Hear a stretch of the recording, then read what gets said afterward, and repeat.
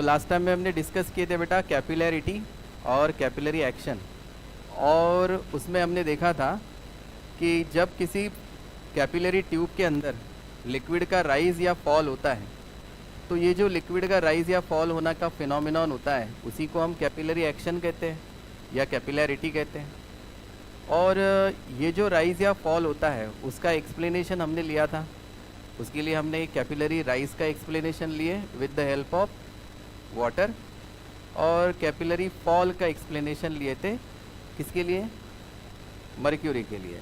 ठीक है, तो ये जो राइज है कैपिलरी के अंदर या फॉल है ये पक्का होता है, और वो कितना होता है मतलब कितने हाइट तक उसका राइज होता है या कितने हाइट तक उसका फॉल होता है, उसको हमें एक्सप्रेशन फॉर्म में डिराइव करना है। फॉर्मूला तो आपको पता होगा, h is equal to 2t cos theta upon r rho g, वो हमें डिराइव करना है बेटा। तो हेडिंग क्या रहेगी हमारी, एक्सप्रेशन फॉर कैपिलरी राइज और फॉल, हेडिंग दे देंगे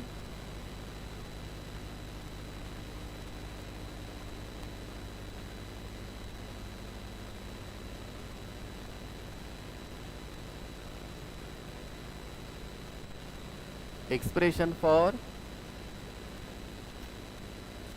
कैपिलरी राइज और फॉल। या तो फॉल क्यों होता है या राइज, h हाइट तक जो राइज होता है वो क्यों कितना होता है। अब क्यों होता है इसका एक्सप्लेनेशन हमने तो लिया है, एक्सप्लेनेशन ऑफ राइज और एक्सप्लेनेशन ऑफ फॉल में। ठीक है, कैसे होता है तो पता है, कितना होता है वो हमें फाइंड करना है। तो ये जो है कैपिलरी राइज और फॉल दो तरीके से हम फाइंड कर सकते हैं। सो द राइज और फॉल ऑफ लिक्विड, बेटा आवाज नहीं बेटा होने के हैं,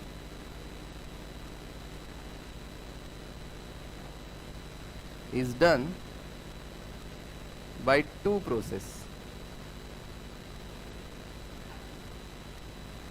मैं भूल गया बेटा, कल आज या कल से करके दे देता हूँ। यादव जी तुमने दिए क्या पेपर, पक्का, ओके। तो कोई बात नहीं बेटा, तो राइज या फॉल को देखने के लिए हमने दो प्रोसेस से उसको करना है, दोनों से सेम फार्मूला मिलेगा। पहला है बेटा, पहली मेथड है प्रेशर डिफरेंस का।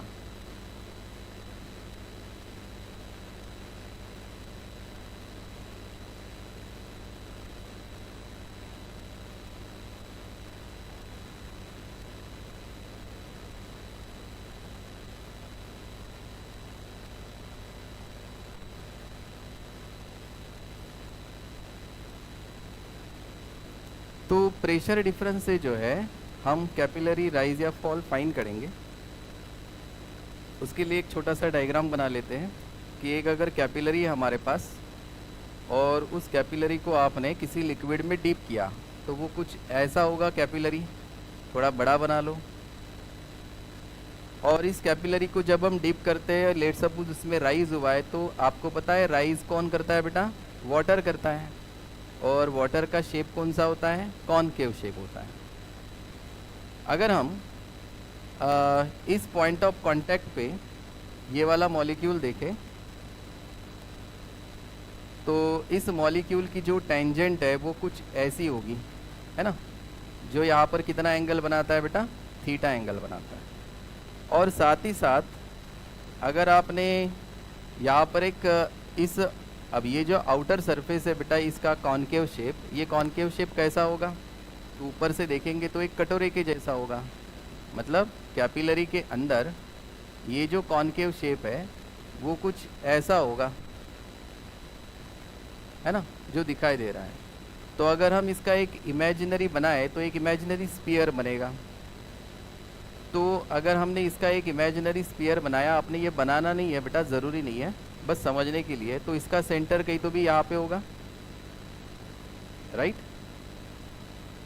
मतलब इस इमेजिनरी स्फीयर का सेंटर कहीं तो भी यहाँ पे होगा। और इस इमेजिनरी स्फीयर का ये जो होगा ये होगा कैपिटल आर रेडियस। तो कैपिटल आर कहाँ से है, समझ में आया। और साथ ही साथ इस कैपिलरी की एक छोटी सी रेडियस होगी, वो होगी बेटा स्मॉल आर, यहाँ पर हमने बनाई है। तो इस तरह से डायग्राम बुक में दी है। डायग्राम समझ में आया बेटा? फिर से समझ लो, ये कैपिलरी ट्यूब है और ये इसका कॉन्केव शेप है। इस कॉन्केव शेप से पॉइंट ऑफ कांटेक्ट से हम बनाते हैं बेटा एंगल ऑफ कांटेक्ट थीटा।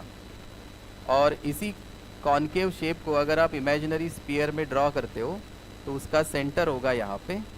अब जितनी इसकी रेडियस होगी, किसकी, इस कैपिलरी ट्यूब की, वो रेडियस हम यहाँ पे ड्रॉ कर सकते हैं, यहाँ से लेकर यहाँ तक। तो ये रेडियस है और ये क्या है बेटा, capital R, radius of that imaginary sphere है। ठीक है, तो बुक में हमें ये स्फीयर नहीं दिया है, तो ये स्फीयर को आप लगे तो यहाँ पे मिटा दो ऐसे, इस तरह से। ठीक है, लगे तो इतना रख सकते हो या पूरा ही मिटा दो इसको इधर से। तो ये है बेटा हमारी डायग्राम। जब हम इस कैपिलरी को किसी कंटेनर में डीप कर रहे हैं तो कैपिलरी में लिक्विड क्या हो गया, राइज हो गया।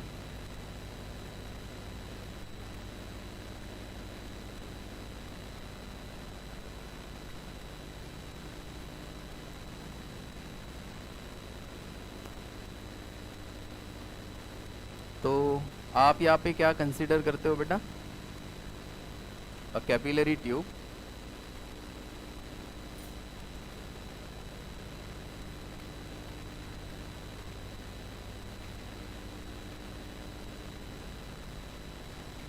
dip inside the liquid,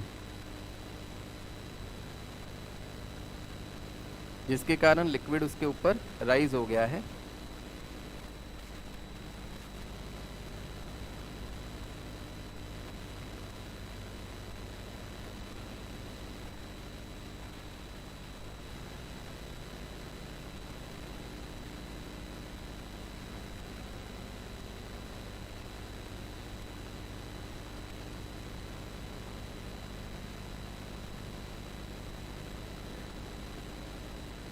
बेटा आवाज़ नहीं, प्लेन सरफेस के ऊपर, लेट सपोज यहाँ से प्लेन सरफेस है तो यहाँ से यहाँ तक h हाइट तक ये लिक्विड ऊपर उठा है बेटा।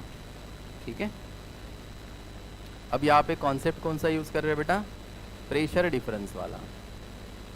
तो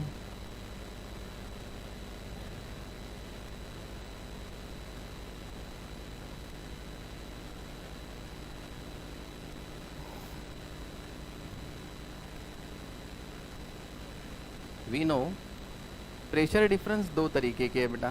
प्रेशर डिफरेंस मतलब इनसाइड प्रेशर और आउटसाइड प्रेशर का डिफरेंस कितना होता है, रो जी एच होता है।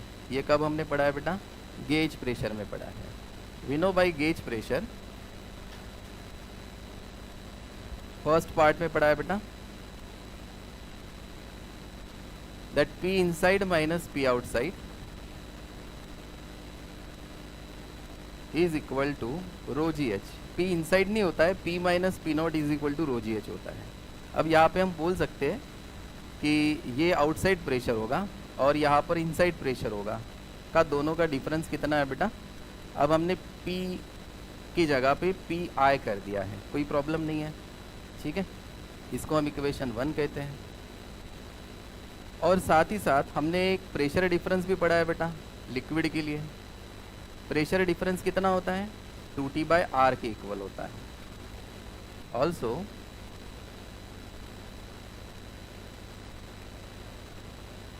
Pressure difference is P inside minus P outside is equal to 2T/R। 2 क्यों लिया है, क्योंकि लिक्विड कौन सा है बेटा,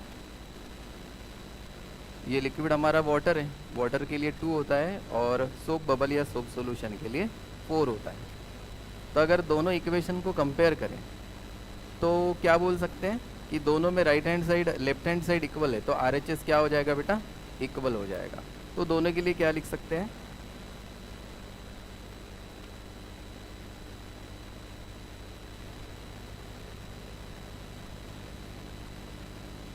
pressure due to liquid column at height h। ये जो लिक्विड ऊपर तक बढ़ा है इसके कारण बनने वाला इस पॉइंट का pressure, pressure due to liquid के कॉलम मतलब ये वाला। सो फ्रॉम इक्वेशन 1 and 2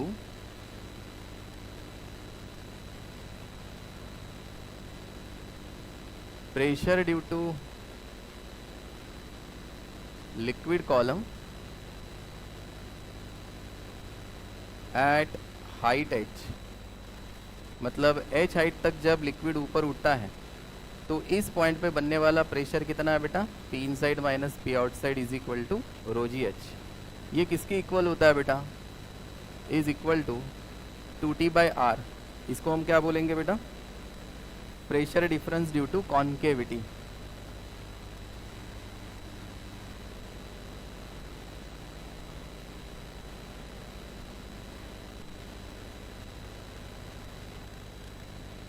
ठीक है, तो pressure due to liquid column at H that is rho ji H is equal to 2T/R। अब बुक में डायरेक्टली ये दिया है तो हमने थोड़ा सा ऐड करिए उसमें। तो हमें क्या निकालना है बेटा, हाइट h निकालनी है, कितनी हाइट तक लिक्विड राइज हुआ है, इस h की वैल्यू निकालनी है। तो ये बन जाएगा बेटा 2T/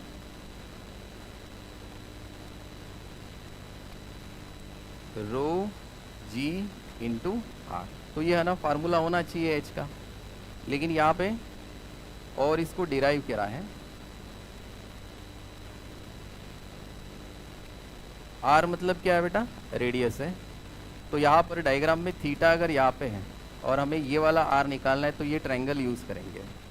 तो अगर हमने यहाँ पर ट्रायंगल ड्रॉ करे, लेट सपोज यहाँ पे ड्रॉ कर लेते हैं, तो ये है स्मॉल r और ये है कैपिटल R। एक वन ऑफ द साइड दे करें और हाइपोटेनस दे करें। तो थीटा यहाँ पे तो क्या बनेगा बेटा, थीटा यहाँ पे आएगा ज्योमेट्री से। ठीक है, मतलब ये वाली लाइन है ना, डायग्राम हो गई क्या ड्रॉ करके। तो ये हॉरिजॉन्टल है, तो ये थीटा है तो 90 माइनस थीटा, तो ये थीटा, तो इसका vertically opposite alternate interior angle sorry theta बन जाएगा। ठीक है, तो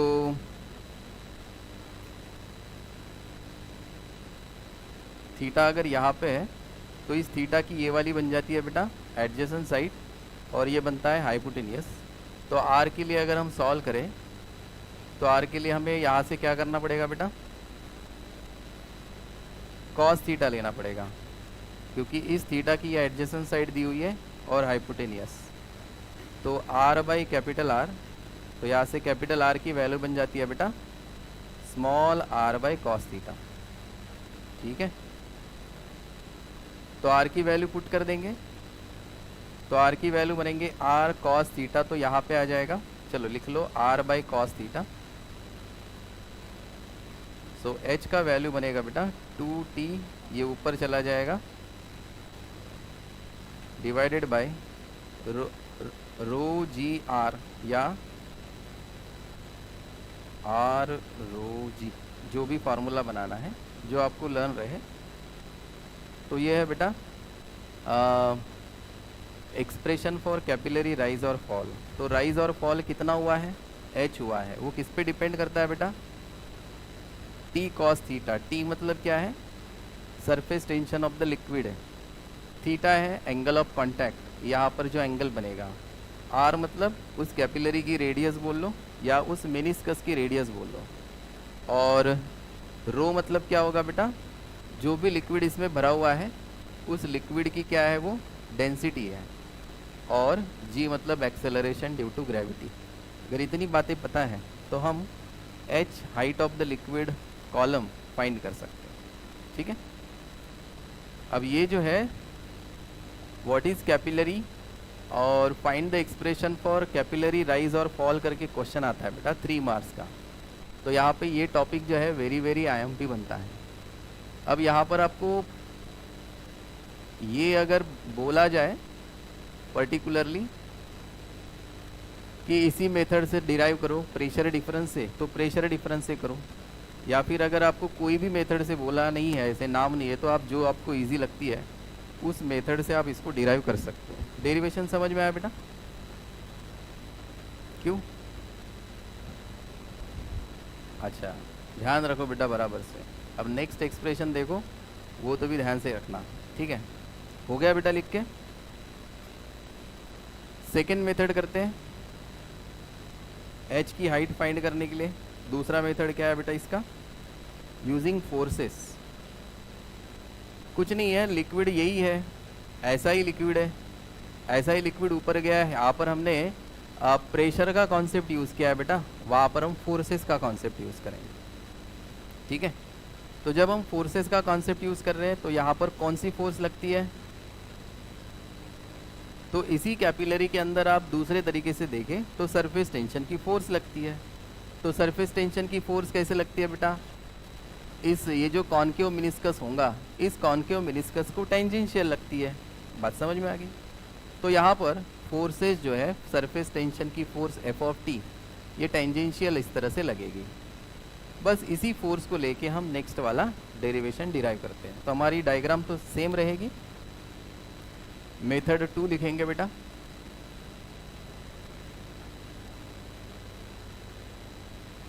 बाय यूजिंग फोर्सेस। तो डायग्राम वही रखेंगे,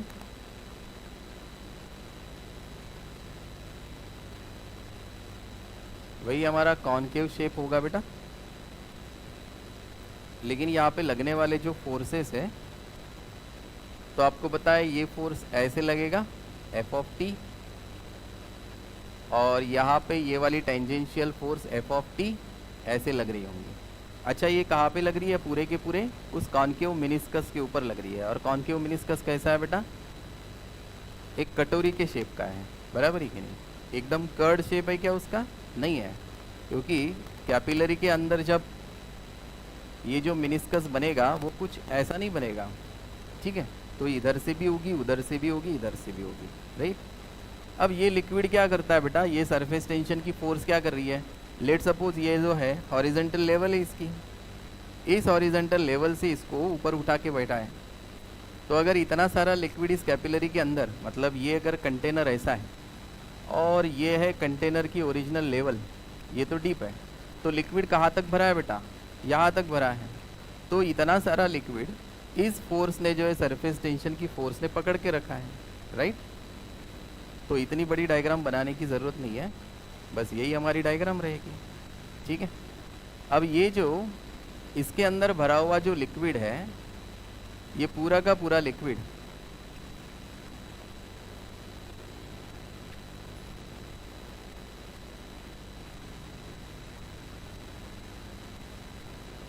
ये फोर्स उसको पकड़ के है। तो ये लिक्विड कितना है बेटा? तो कैपिलरी के अंदर हॉरिजॉन्टल लेवल से जितना भी लिक्विड होगा उसका मास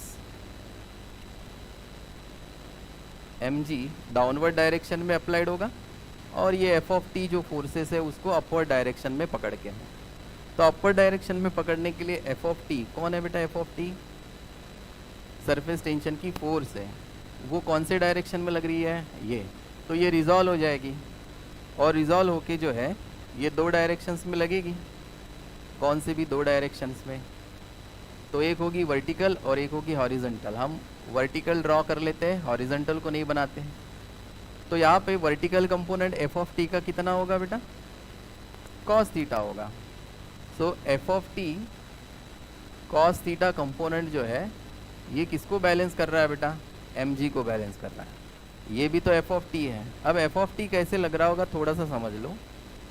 अगर यहाँ पर एफ ऑफ टी ऐसे लग रहा है तो ये जो है एफ ऑफ टी यहाँ पे, यहाँ पे, यहाँ पे, हर पॉइंट पे लग रहा है कि नहीं? बात समझ में आई क्या? वैसे ही उधर के साइड से भी लग रहा है ऐसे, और ये पूरा का पूरा एफ ऑफ टी मिलके, F of T cos theta मिलके क्या कर रहे हैं बेटा? यहाँ पे रहने वाला जो पूरा का पूरा पानी है, लेट सपोज ये लेवल है, तो इतना mg अमाउंट ऑफ वाटर को क्या है बेटा? पकड़ के है। तो हम बोल सकते हैं कि ये एफ ऑफ टी मिलके mg को क्या कर रहा है बेटा? बैलेंस कर रहा है। लेकिन एफ ऑफ टी कहाँ पे लग रहा है? एफ ऑफ टी इस पूरे के पूरे सरकमफेरेंस पे लग रहा है। बात समझ में आई? तो इतना सारा एफ ऑफ टी कितने सरफेस पे? कौन से सरफेस पे लग रहा है F of T? Circumference of the, वो जो शेप होगा कॉन्केव मिनिस्कस उसका लेंथ कितना होगा बेटा? 2 पाई आर होगा। अब यहाँ पे आर कैपिटल नहीं होगा, इसका रेडियस क्या होता है बेटा? स्मॉल आर होता है। ठीक है, आपको पता है सरफेस टेंशन का फॉर्मूला क्या होता है बेटा? फोर्स पर यूनिट लेंथ होता है। तो यहाँ से फोर्स कितना बन जाएगा? T into L. Surface tension की फोर्स कितनी है? F of T cos theta, और इसका लेंथ कितने लेंथ पे लग रहा है बेटा? ये 2 पाई आर। बात समझ में आ गई? तो इतना जो फोर्स है एफ ऑफ टी का, जो वर्टिकल डायरेक्शन में लग रहा है, तो बस यहाँ पे भी वही कंसीडर कर लो। Consider a liquid rises up inside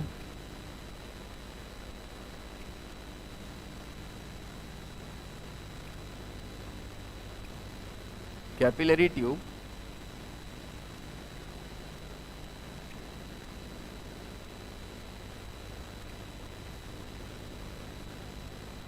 up to height h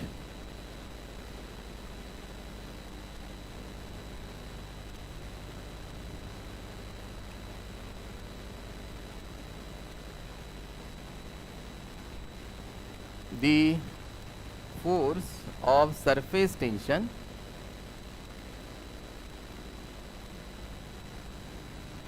applied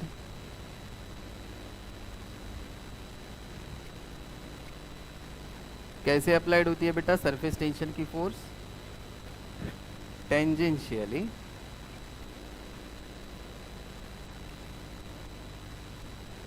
to free surface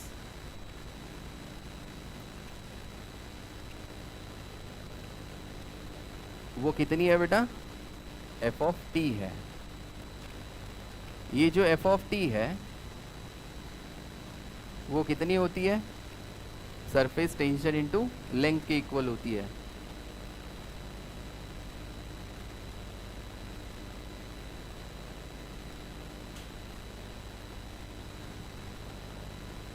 so F of T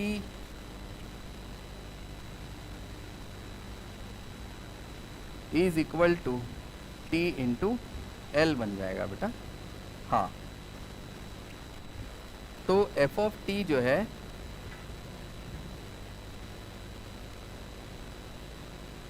so F of T ये अप्लाइड हो रहा है बेटा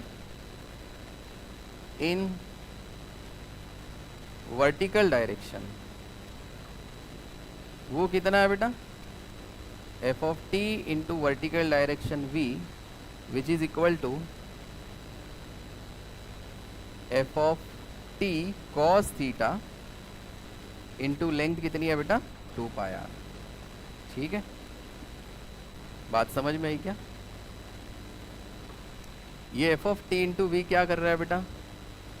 F of T cos theta 2 pi R. ये जो F of T जो लग रहा है ऊपर की डायरेक्शन में वो एम जी को बैलेंस कर रहा है। तो यहाँ पे हम लिख सकते हैं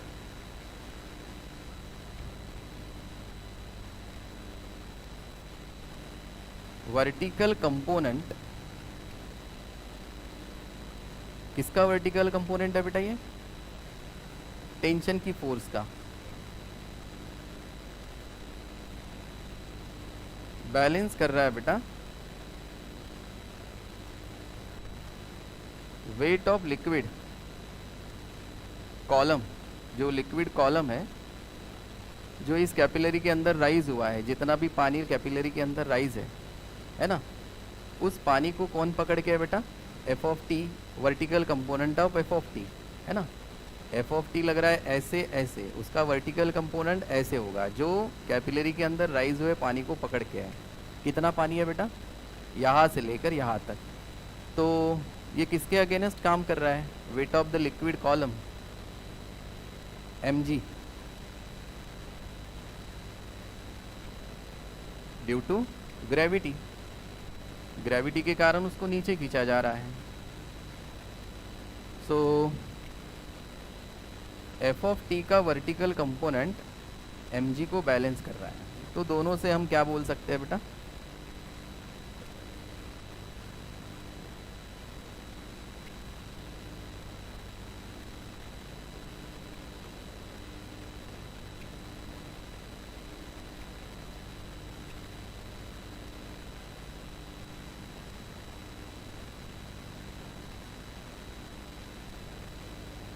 यहाँ से हमें h की वैल्यू निकालनी है, तो यहाँ पे कुछ वैल्यूज़ वगैरह पुट करनी पड़ेगी।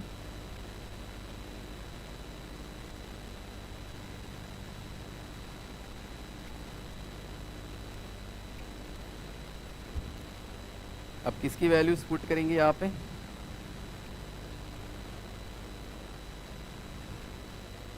ये m मतलब होता है बेटा मास। m अमाउंट ऑफ लिक्विड जो है इसके अंदर राइज हुआ है ये m, और ये जो लिक्विड है इसकी डेंसिटी होगी बेटा रो। तो हम यहाँ पे बोल सकते हैं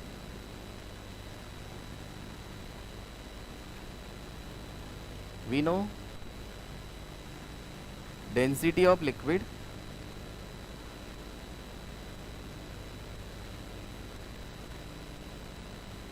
that is mass by volume. Therefore mass कितना होगा बेटा? Rho into volume. और वॉल्यूम किसका होगा बेटा यहाँ पे? देखो ये लिक्विड है, डायग्राम ड्रॉ कर लिया ना, ये इसका मास है लिक्विड का, तो इसका मास कितना होगा? तो हमने कहा इसका मास हमें डेंसिटी से मिलेगा, मास बाय वॉल्यूम से। तो हमने कहा मास होता है बेटा डेंसिटी इनटू वॉल्यूम। तो वॉल्यूम कितना होगा? तो पानी का वॉल्यूम और शेप का वॉल्यूम दोनों सेम होगा। तो ये जो शेप है ये कौन से शेप में होगा? सिलेंड्रिकल शेप में होगा।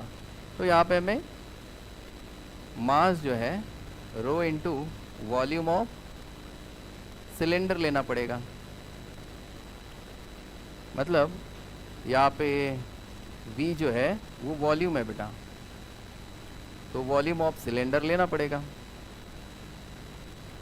तो वॉल्यूम ऑफ सिलेंडर का फॉर्मूला क्या होता है बेटा? पाई आर स्क्वायर H होता है।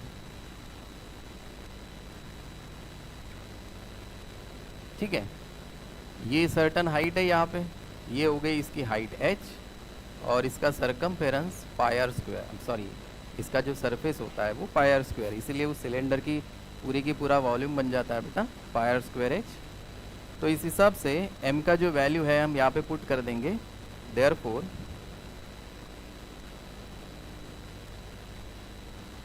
f ऑफ t किसके इक्वल बन जाएगा बेटा? Sorry f of t cos theta into 2 pi R which is equal to m का वैल्यू कितना है बेटा? Rho pi R square h into G. बस यहाँ से h का वैल्यू निकालना है। तो h की वैल्यू निकालने के लिए बाकी सब टर्म्स उधर लेके जाओ, जो कैंसिल होगी उनको कैंसिल कर दो। ठीक है, इधर साइड का हो गया क्या?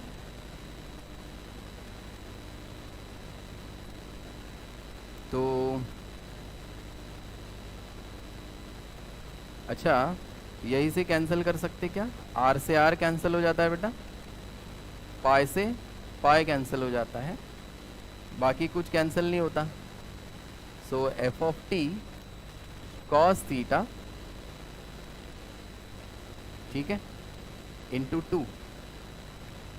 2 ले लो, which is equal to rho R H G. So यहाँ से h का फॉर्मूला क्या बनेगा बेटा? 2 f of t cos theta upon R rho G. ठीक है, तो यही है हाइट का फॉर्मूला। अब f ऑफ t को अगर हम t कंसीडर कर ले तो बनेगा 2t cos theta divided by R rho G.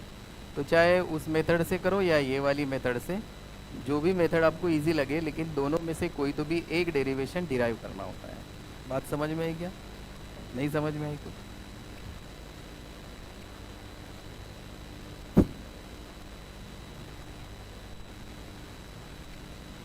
ये हो गया बेटा लिक्विड राइज और फॉल का expression.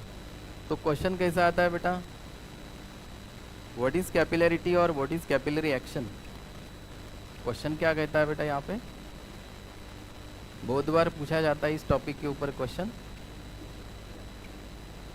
What is capillarity,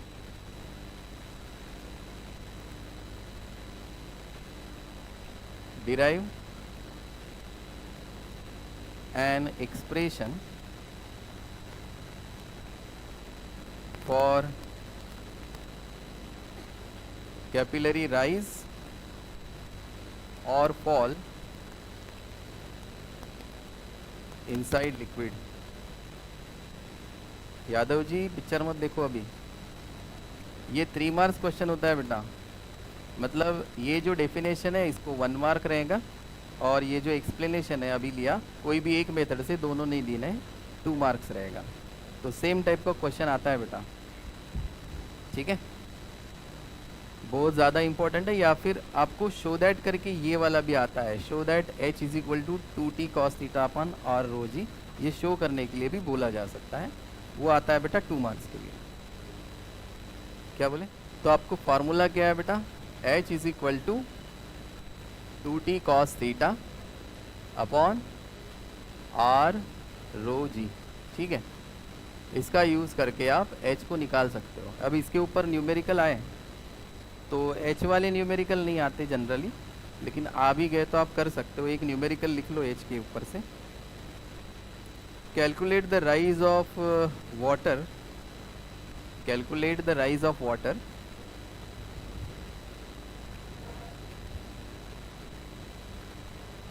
in a clean glass capillary tube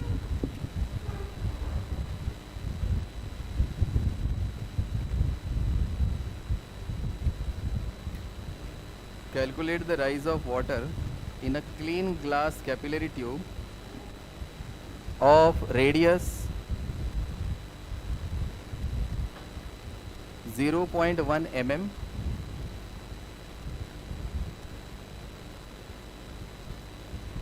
when dipped into water, when dipped into water of surface tension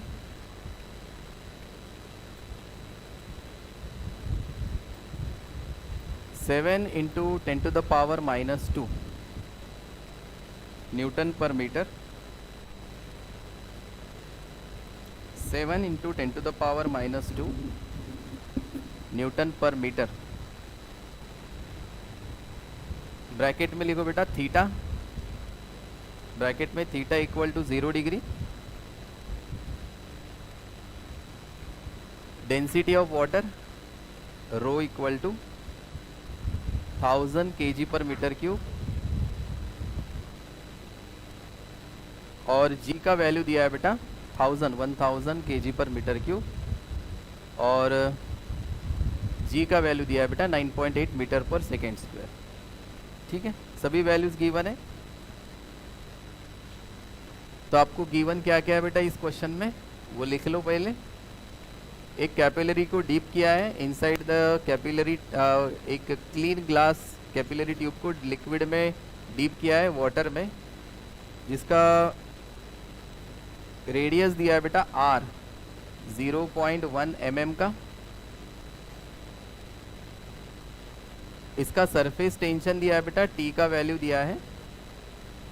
solve करो बेटा फटाफट, 7 into 10 to the power minus 2 newton per, और angle दिया है बेटा theta 0 degree, और density मतलब रो दिया है 1000 kg पर मीटर क्यूब, और क्या दिया है बेटा जी का वैल्यू दिया है 9.8 मीटर पर सेकेंड स्क्वायर, और आपको h फाइंड करने के लिए बोला है, तो h is equal to question mark रहेगा। तो ये फार्मूला बेस्ड क्वेश्चन है बेटा। ऐसे इसमें आपको सिंपल फार्मूला पुट करके, वैल्यूज पुट करके उसको सॉल्व करना है। तो h is equal to formula रहेगा बेटा 2t cos theta upon r rho G, ठीक है। सब वैल्यूज पुट कर लो, r का वैल्यू को कन्वर्ट कर लो बेटा, कितना बनेगा 0.1 into 10 to the power minus 3, 0.1 into 10 to the power minus 3 metres में होगा, या -4 1 होगा, 1 इंटू 10 टू द पावर -4 होगा, ठीक है। वैल्यूज पुट करके फटाफट सॉल्व कर लो।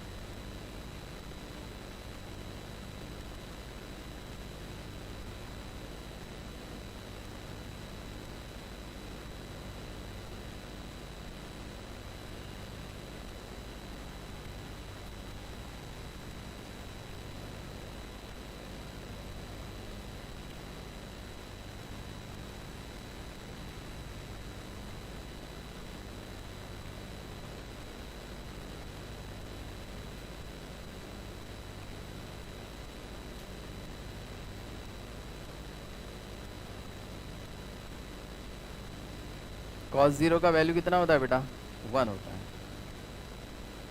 3 माइनस 4,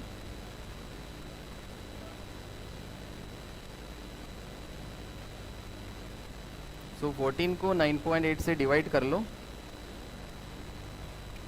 और ये -1 जाके क्या बन जाएगा बेटा? +1 बनेगा।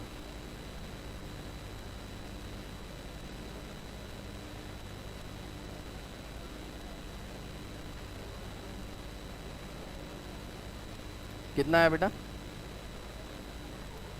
0.14। ठीक है, ये -1 निकल गया है उसमें। ठीक है, तो फाइनल आंसर बेटा 0.14, और ये h है तो किस में रहेगा बेटा? मीटर्स में रहेगा। समझ में आई बातें? अरे बातें कम करो।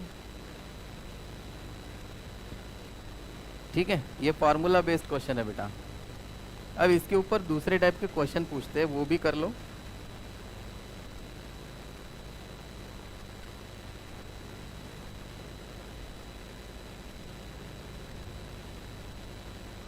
दूसरा न्यूमेरिकल लिखो बेटा। ये तो इजी है, ये आपको बस वैल्यूज पुट करके सॉल्व करने हैं। अच्छा, ये टाइप के न्यूमेरिकल्स आते हैं जो अभी हम लिखेंगे। लिखो बेटा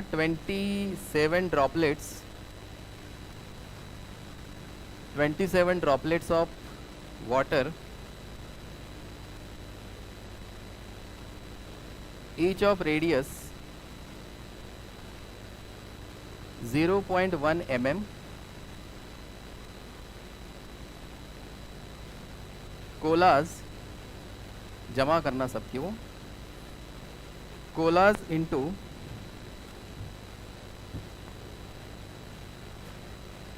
COALESCE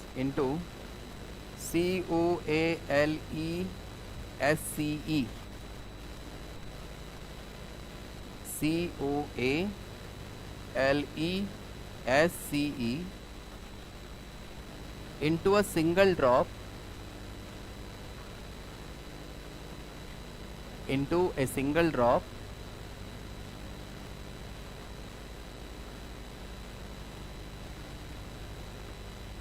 full stop. Find the change in surface energy.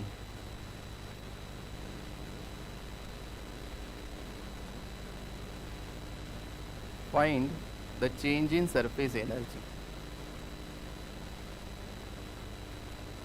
Bracket में लिखो बेटा सरफेस टेंशन ऑफ वाटर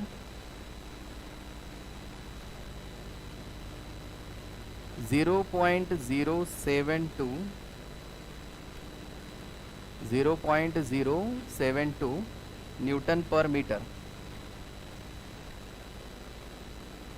ठीक है, एक बार क्वेश्चन पढ़ो, समझने की कोशिश करो इसको। अगर ऐसे टाइप के क्वेश्चन आपने सॉल्व किए होंगे तो ठीक है, नहीं किए होंगे तो एक बार पढ़ के सॉल्व करने की कोशिश करो।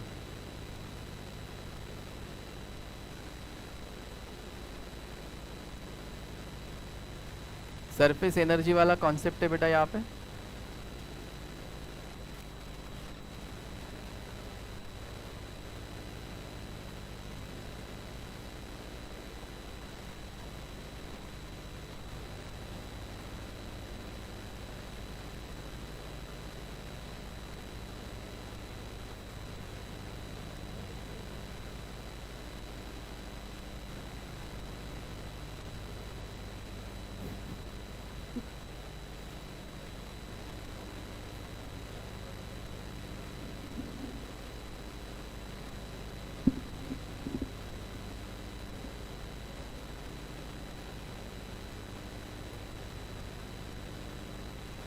क्वेश्चन समझ में आया क्या बेटा? नहीं समझ में आया? ठीक है, बोला क्या है बेटा, डायग्रामेटिकली समझ लो। ऐसे छोटे छोटे ड्रॉप्स है बेटा बहुत सारे। कितने हैं टोटल? 27 है, मतलब n is equal to 27 drops है बेटा। किसके? वाटर के, जिनका रेडियस दिया है बेटा 0.1 mm का, मतलब हर एक का। तो हम इसको स्मॉल r बोल देते हैं। ठीक है, इनको कोलाज किया, मतलब इनको कंबाइन किया बेटा, और एक सिंगल ड्रॉप बनाया इतना बड़ा, जिसका रेडियस दिया है क्या? नहीं, तो जब आप इसको यहाँ से यहाँ पे बनाते हो तो सरफेस एनर्जी चेंज हो जाती है। तो फाइंड करने के लिए बोला है बेटा सरफेस एनर्जी ऑफ दिस, ठीक है। तो वहाँ से ये बनाने के लिए सरफेस एनर्जी कितना चेंज हो रहा है, तो फॉर्मूला क्या है बेटा आपके पास, सरफेस एनर्जी का फॉर्मूला है surface energy is equal to surface tension into change in area D है। तो यहाँ से यहाँ पे लाने के लिए कितना एरिया चेंज होता है, बस आपको वो यहाँ पे लिख लेना है, ठीक है। सरफेस एरिया लिख लेना है बेटा। तो गिवन क्या क्या है वो लिख लो। गिवन है बेटा आर, स्मॉल आर, यहाँ पे इसकी रेडियस को हम कैपिटल आर बोलेंगे। 0.1 mm है, मतलब 1 × 10⁻⁻⁴ मीटर्स कर लो। उसके बाद n, स्मॉल n कितना 27 दिया है, और कुछ दिया है, सरफेस टेंशन ऑफ वाटर दिया है, T का वैल्यू दिया है बेटा 0.072 न्यूटन पर मीटर्स, बस, ओके। और आपको निकालनी है बेटा सरफेस एनर्जी। तो फॉर्मूला है बेटा surface energy is equal to T × dA, surface tension T × change in area. Area कितना चेंज हुआ, सरफेस एरिया। तो ये कॉन्सेप्ट मिलता है बेटा आपको मॉलिक्यूलर थ्योरी में। मॉलिक्यूलर थ्योरी में हमने पढ़ा था कि जब ये कंटेनर के अंदर भरा हुआ लिक्विड जो है, इसमें एडेसिव और कोहेसिव फोर्सेस लगते हैं, और एडेसिव और कोहेसिव फोर्सेस लगने के कारण इसके अंदर की एनर्जी, सरफेस फिल्म में रहने वाले मॉलिक्यूल्स नीचे आते हैं तो नीचे वाले ऊपर जाते हैं, तो यहाँ की एनर्जी बढ़ने लगती है। तो इसकी एनर्जी को डिक्रीज़ कराने के लिए ये क्या करता है बेटा, अपना एरिया जो है वो डिक्रीज़ कराता है। तो अगर एरिया डिक्रीज़ कराना है तो ये आउटर सरफेस को स्ट्रेच कर लेता है और इस तरह से नीचे लाता है, राइट। तो एरिया जब डिक्रीज़ कराता है, चेंज इन एरिया, तो जब फाइनल एरिया होगा बेटा सरफेस एरिया वो डिक्रीज़ हो जाएगा। तो जब यहाँ पर छोटे छोटे ड्रॉप्स हैं, इनको हम बड़े सिंगल ड्रॉप में कन्वर्ट कर रहे हैं, तो चेंज इन एरिया क्या होगा, maximum minus minimum. Maximum area किसका होगा बेटा, बड़े वाले का होगा या छोटे वाले ड्रॉप्स का होगा। तो अगर आप एक ग्लास में छोटे छोटे सेम साइज़ के बॉल्स डालो, ठीक है, वो भर जाएगा, और उनको निकाल के एक छोटा बॉल बना लो बेटा, एक सिंगल बॉल बना लो, तो वो तो आराम से ग्लास के अंदर चला जाएगा। बात समझ में आई क्या। तो इसका सरफेस एरिया जो होगा ज़्यादा होगा 27 का एज़ कम्पेयर टू दिस, ठीक है। कॉन्सेप्ट यही है, याद रखना, छोटा वालों का एरिया बड़ा रहेगा एज़ कम्पेयर टू बड़ा वाला। तो फॉर्मूला लगेगा बेटा surface energy is equal to surface tension into change in area. तो surface energy is equal to surface tension T into change in area dA होगा, दैट इज, अब एरिया शेप कौन सा है बेटा, स्फेरिकल शेप है, तो हमें क्या करना पड़ेगा, area of that 27 droplets minus area of single drop करना पड़ेगा। Area of 27 droplets minus area of single drop करना पड़ेगा यहाँ पे। तो हमारी surface energy is equal to T into area of 27 droplets क्या होगा बेटा, 27 इंटू 4πr², 27 इंटू 4π, अब इसका रेडियस बेटा small r² minus single drop का हो जाएगा 4π capital R²। So surface energy is equal to T into 4π दोनों में कॉमन है, 27 small r² minus capital R²। अच्छा कैपिटल R दिया नहीं है, कैपिटल आर निकालना पड़ेगा। ठीक है, तो कैपिटल आर कैसे निकालेंगे बेटा? तो 27 ड्रॉपलेट्स को एक सिंगल ड्रॉप में कन्वर्ट करते हैं, तो कौन सा पैरामीटर चेंज नहीं होता है? नहीं, रेडियस इसका 0.1 है, तो यहाँ पे जम के जाके रेडियस इसका तो बड़ा बन रहा है।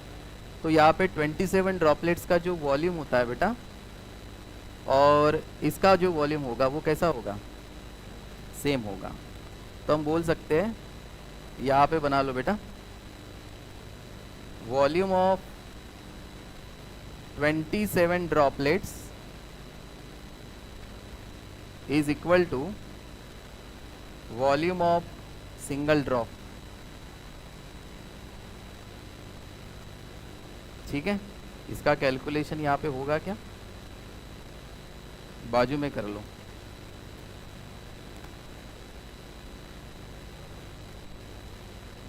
Volume of 27 droplets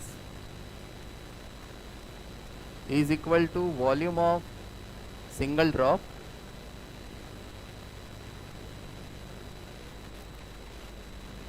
(27) into volume क्या है बेटा स्फीयर का? 4/3 pi R cube, 4/3 pi small R cube is equal to 4/3 pi capital R cube. यहाँ से ये दोनों कैंसिल आउट हो जाएंगे, तो 27 R cube is equal to capital R. तो कैपिटल आर निकालना होगा, तो 3 R cube is equal to, sorry, ठीक है, तो कैपिटल आर की वैल्यू क्या हो जाएंगे बेटा? 3 टाइम्स ऑफ आर बन जाएगी। तो ये वैल्यू पुट कर लो वहाँ पे। Therefore surface energy is equal to T into 4 pi 27 R square minus 3 R बनेगा बेटा यहाँ पे। 3 आर मतलब कितना होगा ये? 9 स्मॉल आर स्क्वायर। ठीक है, सो सरफेस एनर्जी होगी आपकी T इंटू 4 पाई ब्रैकेट में 27 में से 9 माइनस करेंगे तो कितना होगा?